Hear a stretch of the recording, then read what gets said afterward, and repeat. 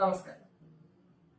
ഒരു mathematical theoretical ഒബ്ജക്റ്റിനെ കുറിച്ചൊരു കൺസെപ്റ്റാണ് ഞാൻ ഇന്നിവിടെ പങ്കുവയ്ക്കുന്നത്. അപ്പൊ ഒരു ചോദ്യം ചോദിച്ചുകൊണ്ട് തന്നെ തുടങ്ങാം.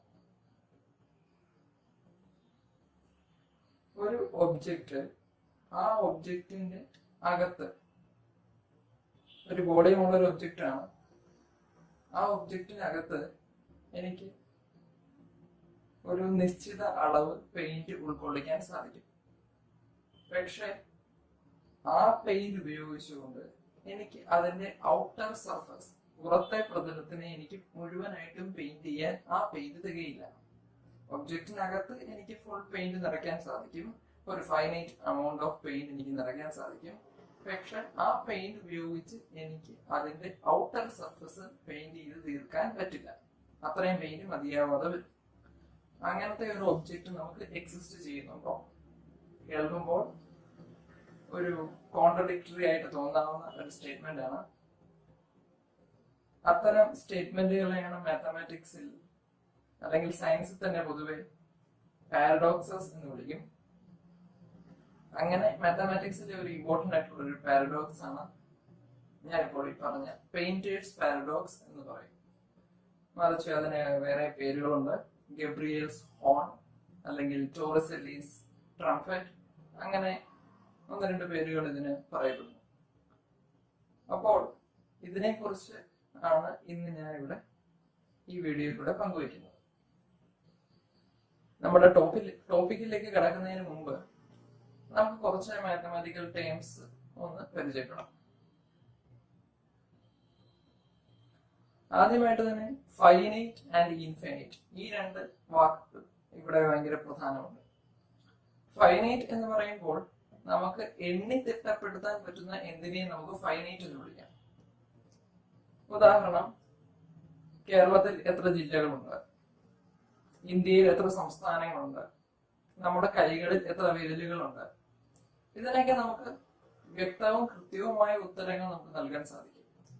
മറിച്ച് നമ്മുടെ തലമുടി, എത്ര തലമുടിയുണ്ട് നമ്മുടെ ശരീരത്തിൽ, അല്ലെങ്കിൽ ആകാശത്ത് എത്ര നക്ഷത്രങ്ങളുണ്ട്, ഇതൊന്നും നമുക്ക് എണ്ണിക്കൊണ്ടിരുന്നാൽ എണ്ണിക്കൊണ്ട് തന്നെ കണ്ടിന്യൂസ് ആയിട്ടിരിക്കേണ്ടി വരും. ഒരിക്കലും തീരാൻ സാധ്യതയില്ലാത്ത കാര്യങ്ങളാണ്. അത്തരം കാര്യങ്ങളെയാണ് നമ്മൾ ഇൻഫൈനൈറ്റ് എന്ന് പറയും. ഇനി എന്താണ് ഒരു സെറ്റ്, എന്താണ് ഒരു ഫംഗ്ഷൻ? ഒരു സെറ്റ് എന്ന് പറയുന്നത് കുറേയധികം ഒബ്ജക്റ്റുകളുടെ കളക്ഷൻ, എന്തുവാകാം. കുറേയധികം പേരുകളുടെ കളക്ഷൻ, അല്ലെങ്കിൽ ഇപ്പോൾ ഉദാഹരണം നമ്മൾ നേരത്തെ പറഞ്ഞതുപോലെ തന്നെ കേരളത്തിലെ 14 ജില്ലകളുടെ ഒരു കളക്ഷൻ, തിരുവനന്തപുരം, കൊല്ലം, പത്തനംതിട്ട എന്ന് പറഞ്ഞ് ഞാൻ കാസർഗോഡ് വരെ കോമയായിട്ട് എഴുതി ഒരു കളക്ഷൻ ആക്കി വെച്ച് കഴിഞ്ഞു കഴിഞ്ഞാൽ എനിക്ക് അതിനെ സെറ്റ് എന്ന് വിളിക്കാൻ പറ്റുമോ? അതാണ് ഇവിടുത്തെ ചോദ്യം. സെറ്റ് എന്ന് വിളിക്കണമെങ്കിൽ എല്ലാ കളക്ഷനുകളും ഒരു സെറ്റ് അല്ല. പക്ഷെ അതിനെ സെറ്റ് എന്ന് വിളിക്കണമെങ്കിൽ അതിനകത്ത് ഒരു ഇന്ന എലമെന്റ് ഉണ്ടോ, ഇന്ന എലമെന്റ് ഇല്ലേ എന്ന് എനിക്ക് വ്യക്തവും സ്പഷ്ടവുമായിട്ട് പറയാൻ പറ്റണം. അത് ആരോട് ചോദിച്ചാലും ഒരേ ഉത്തരമായിരിക്കണം. അപ്പോൾ the collection of all districts in Kerala is clearly a set. കാരണം എന്താന്ന് വെച്ച് കഴിഞ്ഞാൽ ഇതിൽ തമിഴ്നാട്ടിലെ കന്യാകുമാരി എന്ന് പറയുന്ന ജില്ലയുണ്ടോ എന്ന് ചോദിച്ചു കഴിഞ്ഞാൽ ആർക്ക് വേണേലും ക്ലിയർ ആയി ഉത്തരം പറയാം, നോ. മറിച്ച് ആലപ്പുഴ എന്ന് പറയുന്ന ഒരു ജില്ല ഇതിലുണ്ടോ എന്ന് ചോദിച്ചു കഴിഞ്ഞാൽ ഉണ്ട് എന്ന് പറയാൻ പറ്റും. So it is A set. ഇനി ഫംഗ്ഷൻ എന്താണ്? അപ്പോൾ ഇതുപോലെ മാത്തമാറ്റിക്സിൽ പലതരം സെറ്റുകൾ നമ്മൾ കാണാം. നമ്മൾ ഡെയിലി യൂസ് ചെയ്യുന്ന നാച്ചുറൽ നമ്പേഴ്സ് 1, 2, 3 എന്ന് പറഞ്ഞു എഴുതുന്ന നമ്പറുകളൊക്കെ എ സെറ്റ് ആണ്.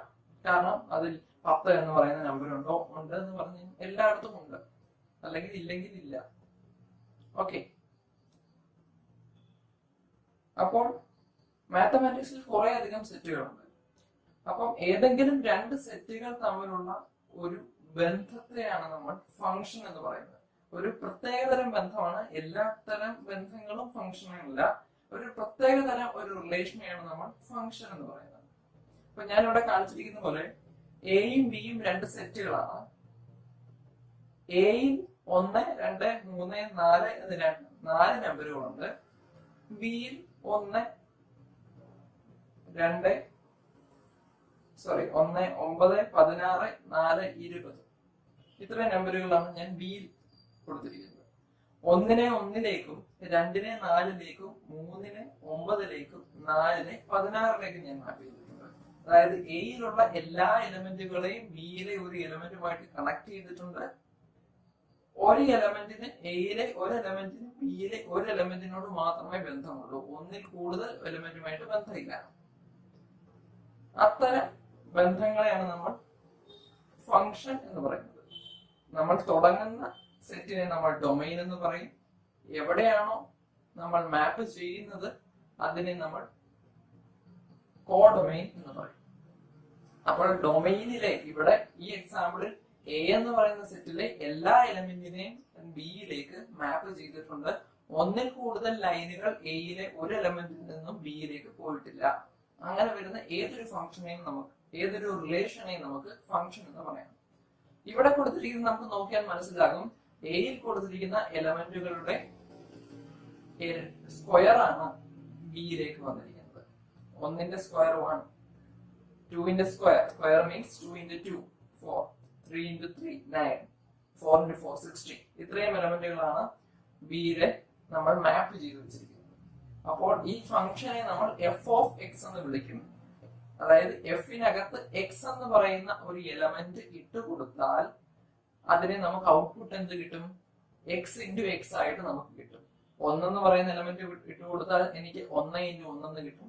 2 ഇട്ട് കൊടുത്താൽ 2 into 2 എന്ന് കിട്ടും. 3 ഇട്ട് കൊടുത്തു കഴിഞ്ഞാൽ 3 into 3 എന്ന് കിട്ടും. 4 ഇട്ട് കൊടുത്തു കഴിഞ്ഞാൽ 4 into 4 എന്ന് കിട്ടും. ഓക്കെ. ലിമിറ്റ് ആൻഡ് കണ്ടിന്യൂറ്റി എന്ന് പറയുന്ന മാത്തമാറ്റിക്സിലെ കാൽക്കുലസ് എന്ന് പറയുന്ന വളരെ ഇമ്പോർട്ടന്റ് ആയിട്ട് എഞ്ചിനീയറിംഗ് സെക്ഷനിലൊക്കെ വളരെയധികം ആപ്റ്റ് ആയിട്ട് യൂസ് ചെയ്യുന്ന ഒരു ബ്രാഞ്ച് ഓഫ് മാത്തമാറ്റിക്സ് ആണ്. അത് +1 +2 മാത്തമാറ്റിക്സ് പഠിച്ചവർക്ക് കുറച്ചെങ്കിലും കേട്ടിട്ടുണ്ടാവും. കുറെ അധികം പേരും ഉപേക്ഷിക്കപ്പെട്ട ഒരു ടോപ്പിക്കുമായിരിക്കാം. ഇന്റഗ്രേഷൻ, ഡിഫറൻസിയേഷൻ ഒക്കെ കേട്ടിരിക്കുന്ന ഭയപ്പെടുത്തുന്ന കുറേയധികം കാര്യങ്ങളാണ്. എന്നാൽ അതിന് സാധാരണ ലെവലിൽ മനസ്സിലാവുന്ന നമുക്ക് ഇവിടെ ആവശ്യമുള്ള കാര്യങ്ങൾ മാത്രം ഞാനിവിടെ പറയാം. ഇപ്പൊ ലിമിറ്റ് എന്താണ്? ഈ ലിമിറ്റ്, കണ്ടിന്യൂറ്റി, ഈ പറയുന്ന കാര്യങ്ങളെല്ലാം നമ്മൾ ഈ ഫംഗ്ഷൻ ആണ് നമ്മൾ പറയുന്നത്. ഫംഗ്ഷൻ എന്താണ് എന്ന് എല്ലാവർക്കും മനസ്സിലായി എന്ന് കരുതുന്നു. ഇനി ഒരു ഫംഗ്ഷന് എന്താണ് ലിമിറ്റ് കൊണ്ട് ഉദ്ദേശിക്കുന്നത്? ലിമിറ്റ് എന്ന് ഉദ്ദേശിക്കുന്നത് നമ്മൾ അവിടെ എഴുതുന്നത് ഞാൻ ഇവിടെ കാണിച്ചിട്ടുണ്ട് എക്സാമ്പിളില്. ലിമിറ്റ് എക്സ് ഒരു ആരോ ഇട്ടിട്ട് 0 എന്ന് എഴുതിയിരിക്കുന്നു, എഫ് ഓഫ് എക്സ്. അത് വായിക്കുന്നത് limit x tends to 0 f of x എന്നാണ്. അതായത് ഇത്രയേ ഉള്ളൂ, എക്സ് എന്ന് പറയുന്ന ഒരു വാല്യൂ 0-ത്തിലോട്ട് അടുക്കുമ്പോൾ എഫ് ഓഫ് എക്സിന്റെ വാല്യൂ എങ്ങോട്ട് അടുക്കുന്നു, ഇത്രയേ ഉള്ളൂ. അത് 0 ആവണമെന്നൊന്നുമില്ല, ഏതെങ്കിലും ഒരു പർട്ടിക്കുലർ വാല്യൂ. അപ്പോൾ എക്സിന്റെ വാല്യൂ ഏതെങ്കിലും ഒരു പോയിന്റിലേക്ക് അടുക്കുമ്പോൾ എഫ് ഓഫ് എക്സിന്റെ വാല്യൂ എങ്ങോട്ട് അടുക്കുന്നു. ഇപ്പോൾ നമ്മൾ നേരത്തെ കണ്ട എക്സാമ്പിളില് f of x equal to x square എന്ന് ഞാൻ പറഞ്ഞു. അവിടെ എക്സിന്റെ വാല്യൂ 0-ലേക്ക് അടുക്കുമ്പോൾ എഫ് ഓഫ് എക്സിന്റെ വാല്യൂ നമുക്കറിയാം 0 into 0 0 തന്നെയാണ്. എക്സിന്റെ വാല്യൂ 2-ലേക്ക് അടുക്കുമ്പോൾ എഫ് ഓഫ് എക്സിന്റെ വാല്യൂ 2 into 2 4-ലേക്ക് തന്നെയാണ്. എന്നാൽ എല്ലാ ഫംഗ്ഷനുകൾക്കും അങ്ങനെ നമ്മൾ പറയുന്ന അതേപടി വരണം നിർബന്ധമൊന്നുമില്ല. അപ്പോൾ അതിനായിട്ടാണ് ഞാൻ ഒരു എക്സാമ്പിൾ ഇവിടെ കാണിച്ചിരിക്കുന്നത്. F of x equal to 1/x നമ്മുടെ ഈ ഒരു ടോപ്പിക്കിൽ വളരെയധികം പ്രാധാന്യമുള്ള ഒരു ഫംഗ്ഷൻ ആണ്. അതിനർത്ഥം എന്താണ്? നമ്മൾ എന്ത് കൊടുക്കുന്നോ അതിനെ 1/, ചെയ്തു തരുന്നു. എഫ് ഓഫ് 1 കൊടുത്തു കഴിഞ്ഞാൽ 1 കിട്ടും. എഫ് ഓഫ് 2 കൊടുത്തു കഴിഞ്ഞാൽ 1/2 കിട്ടും. എഫ് ഓഫ് 3 കൊടുത്തു കഴിഞ്ഞാൽ 1/3 കിട്ടും. അങ്ങനെ എന്ത് കൊടുത്താലും നമുക്ക് അവയുടെ റെസിപ്രോക്കൽ കൊണ്ട് ഉദ്ദേശിക്കുന്നത് 1/, തിരിച്ചു ഇട്ടിട്ടുള്ളത് നമുക്ക് ആൻസർ കിട്ടും. അങ്ങനെയെങ്കിൽ എക്സിന് 0 കൊടുത്തു കഴിഞ്ഞാൽ എന്ത് സംഭവിക്കും? അങ്ങനെ ഒരു ഫംഗ്ഷൻ എക്സിസ്റ്റ് ചെയ്യുന്നില്ല. കാരണം മാത്തമാറ്റിക്സിൽ division by 0 is not possible. അതുകൊണ്ട് തന്നെ നമ്മൾ ഈ ഫംഗ്ഷൻ ഡിഫൈൻ ചെയ്യുമ്പോൾ എക്സ് ഒരിക്കലും 0 ആവാൻ പാടില്ല എന്ന് പറയും. പക്ഷെ എക്സ് 0-യോട് അടുക്കുമ്പോൾ എന്ത് സംഭവിക്കും? അല്ലെങ്കിൽ എക്സ് വളരെ വലുതായാൽ എന്ത് സംഭവിക്കും? ഇപ്പോൾ എക്സിന് 10 കൊടുത്തു കഴിഞ്ഞാൽ നമുക്കറിയാം 1/10 ആണ്. എക്സിന് 1 കൊടുത്തു കഴിഞ്ഞാൽ 1/1, അതായത് 1 തന്നെയാണ്. എക്സിന് 10 കൊടുത്തു കഴിഞ്ഞാൽ 1/10. 1/10 എന്ന് പറയുന്നത് 1-നേക്കാൾ വളരെ ചെറുതായി. ഇനി എക്സിന് ഞാൻ 100 കൊടുത്തു കഴിഞ്ഞാൽ 1/100 ആയി. എക്സിന് 1000 കൊടുത്തു കഴിഞ്ഞാൽ 1/1000 ആയി. അതായത് എക്സിന്റെ വാല്യൂ എത്രമാത്രം വലുതായി പോകുന്നോ എഫ് ഓഫ് എക്സിന്റെ വാല്യൂ അത്രമാത്രം ചെറുതായി പോകുന്നു എന്നാണ് നമുക്ക് ഇതിൽ നിന്ന് മനസ്സിലാക്കുന്നത്. അപ്പോൾ എക്സ് വളരെയധികം എനിക്കൊട്ടും അറിയാൻ പറ്റാത്ത ഇൻഫിനിറ്റി എന്ന് പറയുന്ന ഒരു വാല്യൂ ഞാൻ കൊടുത്താൽ, ഇൻഫിനിറ്റി മീൻസ് എത്രയോ വലിയൊരു നമ്പർ, അത് 1,00,000 കഴിഞ്ഞ് 10,00,000 കഴിഞ്ഞ് 1,00,00,000 കഴിഞ്ഞ് ഇതുവരെ മാച്ച് എത്ര എലമെന്റ് ഉണ്ടോ നമുക്ക് അറിയാത്ത x tends to infinity means വളരെയധികം വലിയൊരു വാല്യൂ ഞാൻ എക്സിന് കൊടുത്താൽ എഫ് ഓഫ് എക്സ് എങ്ങോട്ട് പോകുന്നതായിട്ട് നമുക്ക് കാണാൻ പറ്റും? 0ലേക്ക് പോകുന്നതായിട്ട് നമുക്ക് കാണാൻ പറ്റും. നിങ്ങൾ കാൽക്കുലേറ്ററിൽ എടുത്തിട്ട് 1/10ന്റെ വാല്യൂ നോക്കുക, 1/100ന്റെ വാല്യൂ നോക്കുക, 1/1000ന്റെ വാല്യൂ നോക്കുക, 1/10,000 നോക്കുക, 1/1,00,000 നോക്കുക. അങ്ങനെ ഏത് നോക്കിയാലും നമുക്ക് 0.00 എന്ന് പറയുന്ന രീതിയിൽ വളരെ അടുത്ത്, സീറോയോട് വളരെ അടുത്ത് നിൽക്കുന്ന വാല്യൂ ആണ് എന്ന് നമുക്ക് മനസ്സിലാക്കാൻ സാധിക്കും. അതിനർത്ഥം 0 ആകുന്നല്ല, എന്നാൽ സീറോയോട് തൊട്ട് അടുത്ത് നിൽക്കുന്നു. എക്സ് ഇൻഫിനിറ്റി ആകുമ്പോൾ, എക്സ് വളരെ വലിയൊരു വാല്യൂ ആകുമ്പോൾ എഫ് ഓഫ് എക്സിന്റെ വാല്യൂ സീറോയോട് അടുത്ത് നിൽക്കുന്നു എന്നാണ് മനസ്സിലാക്കേണ്ടത്. ഇനി കണ്ടിന്യൂറ്റി എന്ന് പറയുന്നത്, എല്ലാ ഫംഗ്ഷനുകളും കണ്ടിന്യൂസ് ആണ് എന്ന് എനിക്ക് പറയാൻ പറ്റില്ല. കാരണം കണ്ടിന്യൂറ്റി മീൻസ് നമ്മൾ ജോമെട്രിക്കലി പറഞ്ഞു കഴിഞ്ഞാൽ ഒരു ഫംഗ്ഷൻ കണ്ടിന്യൂസ് ആണ് എന്ന് പറയണമെങ്കിൽ ഞാൻ ആ ഫംഗ്ഷന്റെ ഗ്രാഫ് വരച്ചാൽ, ഏതൊരു ഫംഗ്ഷനും നമുക്ക് ഗ്രാഫ് വരയ്ക്കാം. ആ ഫംഗ്ഷന്റെ ഗ്രാഫ് വരച്ചു കഴിഞ്ഞു കഴിഞ്ഞാൽ ഞാൻ എവിടെയെങ്കിലും തുടങ്ങി കഴിഞ്ഞു കഴിഞ്ഞാൽ ആ ഫംഗ്ഷന്റെ ഗ്രാഫ് തീരുന്നത് വരെയും എനിക്ക് കൈ എടുക്കാതെ വരയ്ക്കാൻ സാധിക്കുന്ന ഫംഗ്ഷനുകളെയാണ് നമ്മൾ കണ്ടിന്യൂസ് ഫംഗ്ഷൻസ് എന്ന് പറയുന്നത്. ഓക്കെ, അപ്പോൾ അതിനെ കുറച്ചുകൂടെ വ്യക്തമാക്കി മനസ്സിലാക്കാനായിട്ട് നമ്മൾ അനലിറ്റിക്കലി അത് നോക്കുന്നത്, ആ ഫംഗ്ഷന്റെ ലിമിറ്റ് കണ്ടുപിടിക്കുന്നു. ആ ഫംഗ്ഷന്റെ ലിമിറ്റും ഫംഗ്ഷന്റെ ആ പോയിന്റിലെ വാല്യൂ ഒന്നാണെങ്കിൽ നമ്മൾ ആ ഫംഗ്ഷൻ കണ്ടിന്യൂസ് എന്ന് പറയുന്നു. ഇവിടെ നോക്കുക, ഞാൻ നേരത്തെ പറഞ്ഞത് f of x equal to 1/x ആണ്. എക്സ് ഇൻഫിനിറ്റിയിലേക്ക് പോകുമ്പോൾ എഫ് ഓഫ് എക്സിന്റെ വാല്യൂ 0 ആണെന്ന് പറഞ്ഞു. ഇനി എക്സ് 0യിലേക്ക് പോയാൽ എന്ത് സംഭവിക്കും നോക്കാം. എക്സ് 0യിലേക്ക് പോയി കഴിഞ്ഞാൽ എഫ് ഓഫ് എക്സിന്റെ വാല്യൂ വളരെ വലുതായി മാറും. എക്സ് 1 കൊടുത്തു കഴിഞ്ഞാൽ എഫ് ഓഫ് എക്സ് 1/1 ആയി. എക്സ് 1/2 കൊടുത്തു, 1നേക്കാൾ ചെറിയൊരു വാല്യൂ കൊടുത്തു, 1/2 കൊടുത്താൽ എഫ് ഓഫ് എക്സിന്റെ വാല്യൂ 1/1/2 എന്ന് വരും, അത് 2 ആയി മാറി.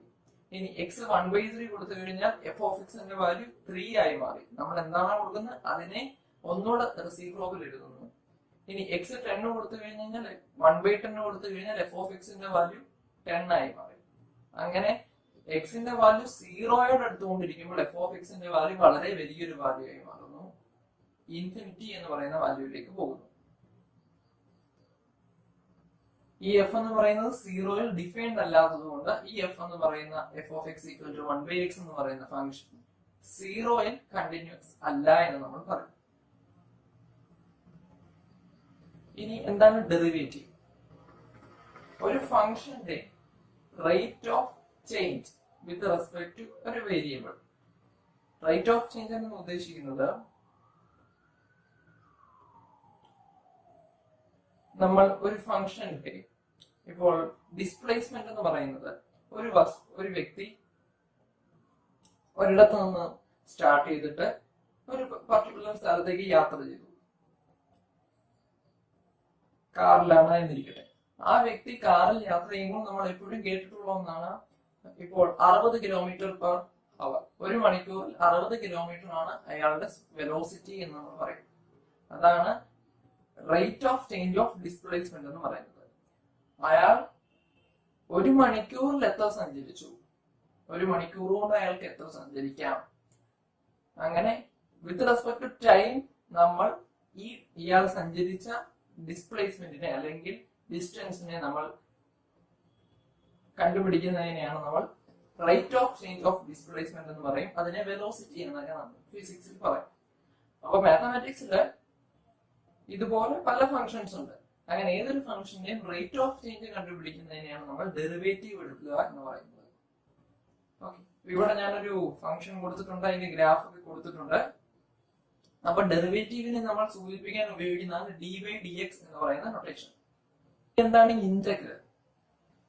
ഡെറിവേറ്റീവ് എന്ന് പറയുന്നത് വളരെ ഒരു ഫംഗ്ഷന്റെ വാല്യൂസിനെ വളരെ ചുരുക്കി കൊണ്ടുവന്ന് അറ്റ് ചെറിയൊരു ഇന്റർവെല്ലിൽ നമ്മൾ നോക്കുന്നതാണ് നമ്മൾ ഡെറിവേറ്റീവ് എന്ന് ഉദ്ദേശിക്കുന്നത്. ഇന്റർവെൽ എന്ന് പറയുന്നത് ഒരു ഫംഗ്ഷന്റെ ഗ്രാഫ് വരച്ചു കഴിഞ്ഞു കഴിഞ്ഞാൽ ആ ഗ്രാഫിന്റെ ഏരിയ അണ്ടർ ദാറ്റ് കർവ്. ഞാനിപ്പോ ഇവിടെ എസ് എന്ന് പറയുന്ന ചിത്രത്തിൽ കാണിച്ചിട്ടുണ്ട്. ആ എസ് എന്ന് പറയുന്നത് നമ്മൾ മുകളിൽ ഒരു കർവ്ഡ് ആയിട്ട് ഒരു ഗ്രാഫ് വരച്ചിട്ടുണ്ട്. ആ ഗ്രാഫിന്റെ താഴോട്ടുള്ള അത്രയും ഏരിയയാണ് നമ്മൾ എന്ത് പറയുന്നത്, ഇന്റഗ്രൽ എന്ന് പറയുന്നത്. ഇപ്പൊ ഇന്റഗ്രൽ ഡിനോട്ട് ചെയ്യുന്നത് ഒരു എസ് പോലെ വലിയൊരു നൊട്ടേഷൻ ഉണ്ട്. അത് വായിക്കുന്നത് integral a to b f of x d x എന്നാണ്. അപ്പോൾ എ മുതൽ ബി വരെ ഏതെങ്കിലും ഒരു പോയിന്റ് ആകാം, 0 മുതൽ 1 വരെ, അങ്ങനെ ഏതെങ്കിലും രണ്ട് പോയിന്റുകൾ തമ്മിലുള്ള ആ ഗ്രാഫിന്റെ under area under that curve is called integral എന്ന് പറയും. ഇനി ഒരു ഫംഗ്ഷന്റെ ഇന്റഗ്രലാണ് ക്യാപിറ്റൽ എഫ് ഓഫ് എക്സ് എന്ന് പറയണമെങ്കിൽ പറഞ്ഞാൽ നമുക്ക് integral a to b f of x എന്ന് പറയുന്നത് f of b minus f of a എന്ന് പറയാം. Capital F of b minus capital F of a. അവിടെ d x integral f of x into d x എന്ന് ഉദ്ദേശിക്കുന്നത് വിത്ത് respect to X എന്ന് ഉദ്ദേശിക്കാൻ മാത്രമാണ്. Just മാത്തമാറ്റിക്സിൽ വേരിയബിളുകൾ കൊണ്ട് ഉദ്ദേശിക്കുന്നത് അതിന് ഏത് വാല്യൂ വേണമെങ്കിലും ആ ഫംഗ്ഷൻ ഡിഫൈൻ ചെയ്തിരിക്കുന്ന ഡൊമൈനിലെ ഏത് വാല്യൂ വേണമെങ്കിലും നമുക്ക് കൊടുക്കാം. അതിനാണ് നമ്മൾ മാത്തമാറ്റിക്സിൽ വേരിയബിൾ കൊണ്ട് ഉദ്ദേശിക്കുന്നത്. ഇവിടെ ഞാൻ എക്സ് എന്ന് പറയുന്ന ഒരു വേരിയബിൾ കൊടുത്തുകൊണ്ട് d x with respect to x ആണെന്ന് കാണിക്കാൻ വേണ്ടിയാണ് ഡി എക്സ് കൊണ്ട് ഉദ്ദേശിക്കുന്നത്. ഇനി ലോഗരിതം ടേബിൾ ഒക്കെ ഓൾമോസ്റ്റ് എല്ലാവരും കണ്ടിട്ടുണ്ടാവും. അപ്പൊ ലോഗരിതം എന്ന് പറയുന്നത് നമ്മളിപ്പോ ലോഗരിതം ടു ദ ബേസ് 10, അതിനൊരു ബേസ് വെച്ചാണ് നമ്മളെപ്പോഴും ലോഗരിതം പറയുന്നത്. ലോഗരിതം ടു ദ ബേസ് 10 കൊണ്ട് ഉദ്ദേശിക്കുന്നത്, ഇപ്പോൾ ഞാൻ ഒരു എക്സാമ്പിൾ പറഞ്ഞിട്ടുണ്ട്, logarithm to the base 10 of 1000 equal to 3 ആണ്. അതിനർത്ഥം 10നെ ഏത് നമ്പറിന്റെ പവറിൽ ചെയ്തു കഴിഞ്ഞാൽ നമുക്ക് 1000 കിട്ടും. 3 ആണ്. So logarithm to the base 10 of 1000 equal to 3. അതുപോലെ നാച്ചുറൽ ലോഗരിതം ഉണ്ട്. അതായത് ഇ എന്ന് പറയുന്ന മാത്തമാറ്റിക്സിൽ ഒരു കോൺസ്റ്റന്റ് ആണ്, വളരെ വലിയൊരു വാല്യൂ ആണ് ഞാൻ എഴുതിയിട്ടുണ്ട്. അങ്ങനെ ആ ബേസ് വെച്ച് നമുക്ക് പറയാൻ പറ്റും. അങ്ങനെ മാത്തമാറ്റിക്സിൽ ഏത് ബേസ് വെച്ച് നമുക്കൊരു ലോഗരിതം പറയാനായിട്ട് പറ്റും. ലോഗരിതം ടേബിൾ, ക്ലർക്സ് ടേബിൾ ഒക്കെ നിങ്ങൾ കണ്ടിട്ടുണ്ടാവും. അടുത്തത് ഞാൻ ഈ വീഡിയോയിൽ യൂസ് ചെയ്യുന്ന കുറച്ചധികം ഇക്വേഷനുകളാണ് ഞാൻ എഴുതിയിരിക്കുന്നത്. ഒരു area of a surface generated by a graph f of x. F of x എന്ന് പറയുന്ന ഒരു കർവ്, ഒരു ഗ്രാഫ്, ഏതെങ്കിലും ഗ്രാഫ് ആവാം. ആ ഗ്രാഫ് വെച്ച് ഉണ്ടാക്കിയിരിക്കുന്ന ഒരു സർഫസ്, അതൊരു 3 ഡയമെൻഷണൽ ഒബ്ജക്റ്റ് ആവാം. ആ ഒരു ഒബ്ജക്റ്റിന്റെ സർഫസ് ഏരിയ എന്താണെന്നുള്ള ഇക്വേഷൻ ആണ് integral a to b 2 pi y. y കൊണ്ട് ഇവിടെ ഉദ്ദേശിക്കുന്നത് എഫ് ഓഫ് എക്സ്. എന്താണ് ആ ഫംഗ്ഷന്റെ ഇക്വേഷൻ? ഇപ്പൊ f of x equal to 1/x ആണെങ്കിൽ ആ y യുടെ സ്ഥാനത്ത് 1/x വരും. 2 pi y into root of 1 plus dy by dx the whole square with respect to x dx. dy by dx എന്ന് ഉദ്ദേശിക്കുന്നത് ഡെറിവേറ്റീവ് ആണ്. അതുപോലെ തന്നെ വോളിയത്തിന്റെ ഇക്വേഷൻ ഉണ്ട്, pi into integral a to b f of x the whole square dx. ഇനി 2-3 നമ്മൾ generally അറിഞ്ഞു വെക്കേണ്ട, +2 ക്ലാസ്സുകളിലൊക്കെ എല്ലാവരും പഠിച്ചിട്ടുള്ളതാവാം, ഒന്നുകൂടെ ഞാൻ ഓർമ്മിപ്പിക്കുന്നു. ഇന്റഗ്രൽ 1/x dx എന്താണെന്ന് വെച്ച് കഴിഞ്ഞാൽ log x ആണ്. 1/x എന്ന് പറയുന്ന കർവിനെ എനിക്ക് അതിന്റെ അടിയിലുള്ള ഏരിയ കണ്ടുപിടിക്കണമെങ്കിൽ log x-നകത്ത് log x ആണ്.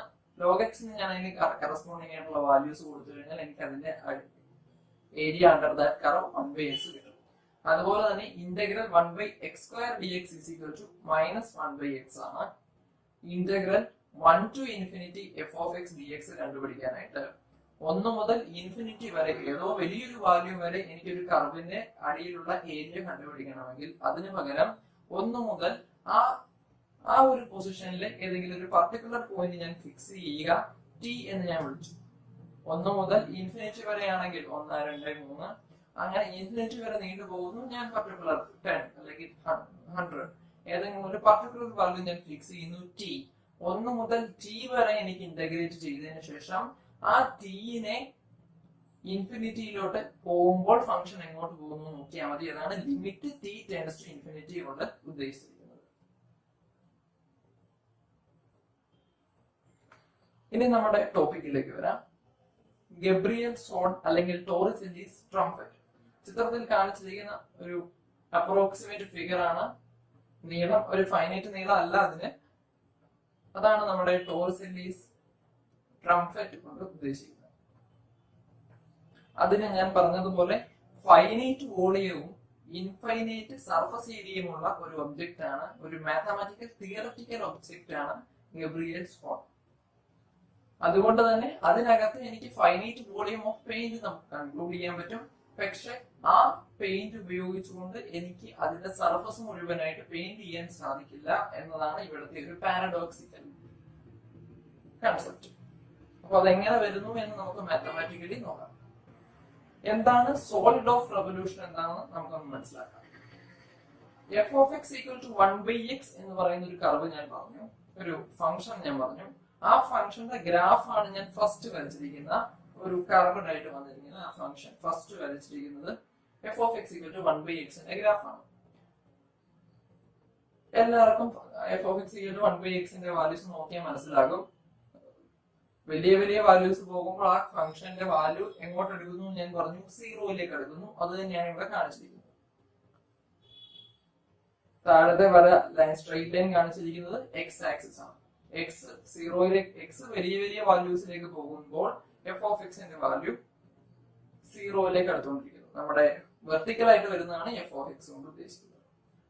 ഇനി സർഫസ് ഓഫ് റെവല്യൂഷൻ കൊണ്ട് ഉദ്ദേശിക്കുന്നത് ഞാൻ ഇവിടെ ഗ്രീൻ സൈഡിൽ കാണിച്ചിരിക്കുന്നത് ഈ f of x equal to 1/x എന്ന് പറയുന്ന കർവിനെ ഞാൻ 360 ഡിഗ്രി ഇങ്ങനെ റൊട്ടേറ്റ് ചെയ്യുന്നു. അങ്ങനെ റൊട്ടേറ്റ് ചെയ്യുമ്പോൾ എനിക്ക് കിട്ടുന്ന ഒരു ഒബ്ജക്റ്റ് ആണ് റൈറ്റ് സൈഡിൽ കാണിച്ചിരിക്കുന്ന ഒരു 3 ഡയമെൻഷണൽ ഒബ്ജക്റ്റ് ആണ് റൈറ്റ് സൈഡിലെ ഫിഗറിലുള്ളത്. ഇതിനെയാണ് നമുക്ക് എന്ത് പറയാൻ പറ്റുന്നത്, ഗബ്രിയൽ സോൺ എന്ന് വിളിക്കുന്നത്. അപ്പോൾ ഇതിന്റെ വോളിയം ഫൈനൈറ്റ് ആണെന്നും സർഫസ് ഏരിയ ഇൻഫിനിറ്റ് ആണെന്നും ആണ് നമ്മൾ പറഞ്ഞത്. അതെങ്ങനെ തിയററ്റിക്കലി പ്രൂവ് ചെയ്യാന്നുള്ളത്. വോളിയത്തിന്റെ ഇക്വേഷൻ നമ്മൾ പറഞ്ഞു, ഇന്റഗ്രൽ 1 ടു എവിടെ നിന്നാണോ പോകുന്നത്, ഇവിടെ നമ്മൾ 1 ടു ഇൻഫിനിറ്റി ആണ് നമ്മൾ പറയുന്നത്. കാരണം 1/x ന്റെ വാല്യൂ ഒരു പർട്ടിക്കുലർ സ്റ്റേജിന് ശേഷമാണ് ഞാൻ അവിടെ ഗ്രാഫ് വരച്ചിരുന്നത്. 1 മുതലുള്ളത് നോക്കിയാൽ മതി. 1 ടു ഇൻഫിനിറ്റി ആണ്. 1 മുതൽ അങ്ങ് എവിടെ വരെ പോകുന്നു നമുക്കറിയില്ല. So 1 to infinity pi into ഇവിടുത്തെ ഫംഗ്ഷൻ എന്താണ്, 1/x ആണ്. സോ ഫംഗ്ഷന്റെ square that is pi into 1/x square dx. അതാണ് നമ്മുടെ വോളിയത്തിന്റെ equation. Equal to 1 to infinity ചെയ്യണമെങ്കിൽ എന്ത് ചെയ്യണമെന്ന് ഞാൻ പറഞ്ഞു. 1 ടു t ഏതെങ്കിലും ഈ പർട്ടിക്കുലർ ആയിട്ടുള്ള ഏതെങ്കിലും ഒരു t ഫിക്സ് ചെയ്തതിനു ശേഷം 1 ടു t ഇന്റഗ്രൽ കണ്ടതിന് ശേഷം ആ t യെ ലിമിറ്റ് ഇൻഫിനിറ്റി ആക്കിയാൽ മതിയാവും. So limit t tends to infinity integral 1 to t pi into 1/x square dx. 1/x ന്റെ സ്ക്വയർ എന്ന് പറയുമ്പോൾ 1 square by x square ആണ്. 1 ന്റെ സ്ക്വയർ 1 തന്നെ by x square equal to limit t tends to infinity integral 1 to t pi into 1/x square dx എന്ന് പറയുന്നത് എന്ത് വരും, 1/x square integral 1/x square എന്ന് പറയുന്നത് എന്താണെന്ന് ഞാൻ പറഞ്ഞു, -1/x ആണ്. സോ പൈ ഇൻറ്റു -1/x ആണ് അതിന്റെ ഇന്റഗ്രൽ വാല്യൂ. ഇനി അവിടെ ലിമിറ്റും കൂടെ ഉണ്ട്, 1ഉം tയും കൂടെ ഉണ്ട്.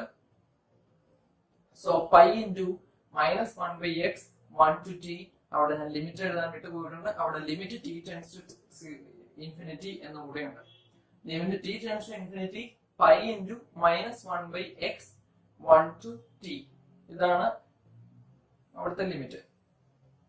നേരത്തെ പറഞ്ഞതുപോലെ limit f of x equal to integral f of x equal to capital F of x ആണെങ്കിൽ integral a to b f of x എന്ന് പറയുന്നത് f of b minus f of a ആണ്. അതിന്റെ മുകളിലത്തെ അപ്പർ ലിമിറ്റ് എന്നും താഴത്തെ A നമ്മൾ lower limit എന്നും പറയുന്നു. ഇവിടെ ടിയും 1ഉം ആണ്. T is the upper limit and 1 is the lower limit. So limit t tends to 0 infinity pi into -1/t -1/1.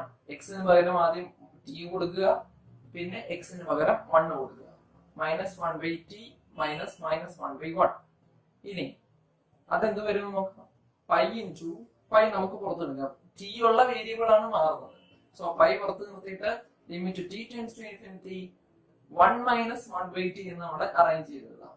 മൈനസും മൈനസും കൂടെ പ്ലസ് ആയി, മൈനസ് 1/t മൈനസ് മൈനസ് 1 എന്നായിരുന്നു, മൈനസ് മൈനസും 1 ആയി, 1 minus minus 1/t, sorry 1 minus 1/t എന്ന് വരും. 1/t എന്ന് പറയുന്നത് മാത്രമാണ് നമ്മൾ അവിടെ t യെ ഡിപ്പെൻഡ് ചെയ്തിരിക്കുന്നത്. സോ 1 മൈനസ് 1/t യിൽ t ഇൻഫിനിറ്റിയിലേക്ക് പോയി കഴിഞ്ഞു കഴിഞ്ഞാൽ 1/t എങ്ങോട്ട് പോകും നമുക്കറിയാം. നമ്മൾ നേരത്തെ 1/x ന്റെ കാര്യം പറഞ്ഞതുപോലെ തന്നെയാണ്. 1/x ഇൻഫിനിറ്റിയിലേക്ക് പോകുമ്പോൾ f of x 0യിലേക്ക് പോകുന്നു. അപ്പൊ ഇവിടെ 1/t യില് t ഇൻഫിനിറ്റിയിലേക്ക് പോകുമ്പോൾ 1/t 0യിലേക്ക് പോകുന്നു. സോ 1 മൈനസ് 0 എന്ന് വരും, അത് 1 ആയി. So pi into 1 equal to pi എന്ന് കിട്ടി. അപ്പോൾ ഇനി സർഫസ് ഏരിയ നോക്കാം. സർഫസ് ഏരിയയുടെ ഇക്വേഷൻ നമ്മൾ പറഞ്ഞു 2π ഇൻറ്റു ഇന്റഗ്രൽ എവിടെ തൊട്ട് എവിടം വരെയാണോ ഇന്റഗ്രൽ ലിമിറ്റ് കൊടുക്കുക. പിന്നെ നമ്മുടെ ഫംഗ്ഷൻ, ഇവിടെ ഫംഗ്ഷൻ 1/x ആയിരുന്നു. 1/x ന്റെ റൂട്ട് ഓഫ് 1 പ്ലസ് 1/x ന്റെ ഡെറിവേറ്റീവ്. 1/x ന്റെ ഡെറിവേറ്റീവ് മൈനസ് 1/x² ആണ്. Minus 1/x² dx. x² the whole square dx. So integral 1 to infinity എന്നതായതുകൊണ്ട് തന്നെ നമ്മൾ അവിടെ നേരത്തെ ചെയ്തതുപോലെ തന്നെ ഇന്റഗ്രൽ 1 ടു t ആക്കുമ്പോൾ limit t tends to infinity കൊടുക്കുന്നു. Equal to limit t tends to infinity 2π into integral 1 to t 1/x into root of 1 plus minus 1/x² the whole square dx എന്നായി. This is greater than or equal to limit t tends to infinity 2π ഇന്റഗ്രൽ 1 to t dx by x എന്നാണ് ഞാൻ എഴുതിയിരിക്കുന്നത്. കാരണം root of 1 plus minus 1/x² the whole square എന്ന് പറയുന്നത് clearly a positive quantity greater than 1. So ഇതൊരു positive quantity greater than 1 ആയതുകൊണ്ട് അത് റിമൂവ് ചെയ്ത് കഴിഞ്ഞ് എഴുതി കഴിഞ്ഞു കഴിഞ്ഞാൽ അത് ഇല്ലാത്ത വാല്യൂ ഇതിനേക്കാൾ ചെറുതായിരിക്കും. So limit t tends to infinity 2π into integral 1 to t 1/x into dx, അതാണ് dx by x എന്ന് എഴുതിയിരിക്കുന്നത്. 1/x into dx dx by x എന്ന് എഴുതിയിരിക്കുന്നത്. ഇത് നേരത്തെ നമ്മൾ പറഞ്ഞിരുന്നു ഇന്റഗ്രൽ 1/x എന്താണ്, log x ആണ് എന്ന് പറഞ്ഞിരുന്നു. So equal to 2π into limit t tends to infinity log x. Limit കൊടുക്കുമ്പോൾ 1 to t കൊടുക്കണം. ഇനി നേരത്തെ പറഞ്ഞതുപോലെ upper limit minus lower limit ചെയ്യണം. അത് log t മൈനസ് log 1 എന്ന് വരും. log 1 എന്ന് പറയുന്നത് എന്താണ് എന്ന് പറഞ്ഞു കഴിഞ്ഞാൽ ഏതൊരു നമ്പറിനെയാണോ നമ്മൾ പവർ ചെയ്യുന്നത് അപ്പോൾ 1 കിട്ടണം. Every number raised to 0 equal to 1 ആണെന്ന് നമുക്കറിയാം. സോ log 1 എപ്പോഴും 0 ആയിരിക്കും. ഒരു മാത്തമാറ്റിക്കലി ഫിക്സഡ് ആയിട്ടുള്ള ഒരു ക്വാണ്ടിറ്റിയാണ്. log 1 is always 0. So log t minus log 1 എന്നുള്ളത് log t മൈനസ് 0 എന്ന് വരും. So 2π into limit t tends to infinity log t എന്ന് വരും. t ഇൻഫിനിറ്റിയിലേക്ക് പോകുമ്പോൾ log t എങ്ങോട്ട് പോകുന്നു നമ്മൾ മാത്സ് നോക്കിയാൽ മതി. കാൽക്കുലേറ്ററിൽ ഓരോ വലിയ വലിയ വാല്യൂസ് കൊടുത്തുകൊണ്ടിരിക്കുമ്പോൾ ലോഗരിതത്തിന്റെ വാല്യൂവും അത്ര കണ്ട് വലുതായിക്കൊണ്ടിരിക്കുന്നു. അതിന് കറസ്പോണ്ടിങ് ആയിട്ടുള്ള ഒരു ഗ്രാഫാണ് ഞാൻ ഇവിടെ കാണിച്ചിരിക്കുന്നത്. ലോഗരിതത്തിന്റെ വാല്യൂ എപ്പോഴും t വലുതായിക്കൊണ്ടിരിക്കുമ്പോൾ ലോഗരിതത്തിന്റെ വാല്യൂവും വലുതായിക്കൊണ്ടിരിക്കുന്നു. So 2π into log limit t tends to infinity log t എന്നുള്ളത് t എത്രമാത്രം വലുതാകുമ്പോൾ അപ്പോൾ log tയും അത്രയും കണ്ട് വലുതാകുന്നു എന്ന് പറഞ്ഞു കഴിഞ്ഞാൽ t ഇൻഫിനിറ്റിയിലേക്ക് പോകുമ്പോൾ log tയും ഇൻഫിനിറ്റിയിലേക്ക് പോകുന്നു. ഓക്കെ, സോ 2π ഇൻറ്റു ഇൻഫിനിറ്റി എന്ന് വരും. വളരെ വലിയൊരു നമ്പറിനെ 2π കൊണ്ട് മൾട്ടിപ്ലൈ ചെയ്താലും വലിയ വ്യത്യാസമൊന്നും വരുന്നില്ല. നമുക്ക് അറിയാത്തൊരു നമ്പറാണ് ഇൻഫിനിറ്റി എന്ന് പറയുന്നത്. സോ 2π ഇൻറ്റു ഇൻഫിനിറ്റി എന്ന് പറയുന്നത് ഇൻഫിനിറ്റി തന്നെ വരും. അപ്പോൾ നമുക്കിപ്പോ ഇവിടെ കിട്ടി ഗബ്രിയൽ സോണിന്റെ വോളിയം എന്ന് പറയുന്നത് പൈ ക്യൂബിക് യൂണിറ്റും അതിന്റെ സർഫസ് ഏരിയ എന്ന് പറയുന്നത് ഇൻഫിനിറ്റിയുമാണ് എന്ന് കിട്ടി. അതിൽ നിന്ന് എന്ത് മനസ്സിലാക്കാം, പൈ ക്യൂബിക് യൂണിറ്റ് ഉള്ള ഈ ഒരു ഒബ്ജക്റ്റിൽ എനിക്ക് കംപ്ലീറ്റ് ആയിട്ട് ഒരു ഫൈനൈറ്റ് എമൗണ്ട് ഓഫ് പെയിന്റ് എനിക്ക് നിറയ്ക്കാൻ പറ്റും. പക്ഷെ അതേ പെയിന്റ് ഉപയോഗിച്ച് എനിക്ക് ഇതിന്റെ സർഫസ് ഏരിയ ഇൻഫിനിറ്റി ആയതുകൊണ്ട് അതിനെ മുഴുവനായിട്ടും പെയിന്റ് ചെയ്യാൻ സാധിക്കില്ല. അങ്ങനെ ഒരു പാരഡോക്സിക്കൽ ആയിട്ടുള്ള ഒരു ഒബ്ജക്റ്റ് ആണ് ഗബ്രിയൽ സോൺ. അതിന്റെ റിയലിറ്റിക്കൽ ആസ്പെക്ട്സ് ഒന്നും നമുക്ക് മനസ്സിലാക്കാൻ പറ്റില്ല. കാരണം ഇൻഫിനിറ്റി എന്ന് പറയുന്ന ഒരു കൺസെപ്റ്റ് തന്നെ റിയാലിറ്റിയിൽ വളരെ ബുദ്ധിമുട്ടാണ് അത് നമുക്ക് ചിന്തിച്ചെടുക്കാൻ. സോ ഇതൊരു തിയററ്റിക്കൽ കൺസെപ്റ്റ് ആണ്. അതാണ് ഞാൻ നിങ്ങളുമായിട്ട് ഇപ്പോൾ ഷെയർ ചെയ്തത്. എല്ലാവർക്കും മനസ്സിലായി എന്ന് കരുതുന്നു. Thank you.